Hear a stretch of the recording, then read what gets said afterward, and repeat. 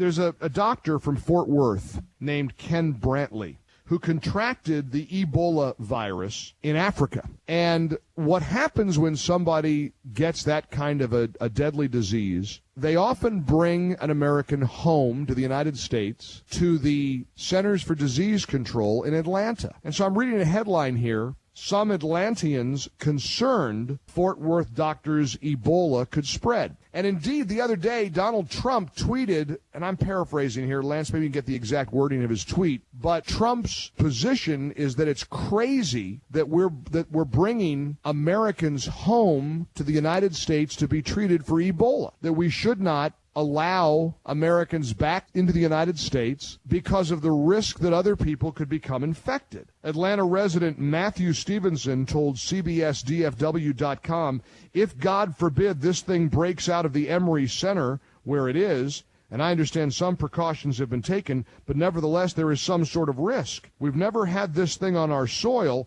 We don't know what the effects would possibly be. And I've had other people in my life and people I work with and people who are friends of mine who've expressed the same level of concern. Why would we bring an American home to the United States to be treated for something like this?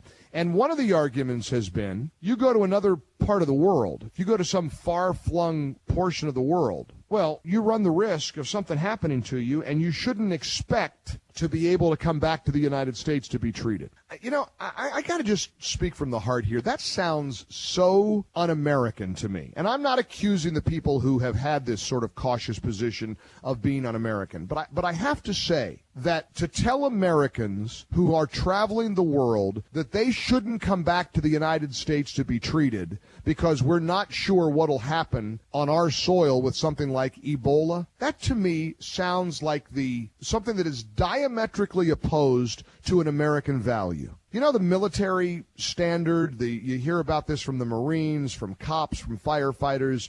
They leave no one behind. Somebody's left on the battlefield, they go get them, they bring them back. I think most Americans would say that if they were traveling and contracted some kind of terrible disease or virus, they'd want to be able to come home, and they'd want to be able to get the best medical care they could try to get, and they want to have a shot at surviving this thing by coming home. And I don't think I've ever heard sort of a consistent, concerted, disciplined argument that the United States does not welcome back its own when people are in trouble.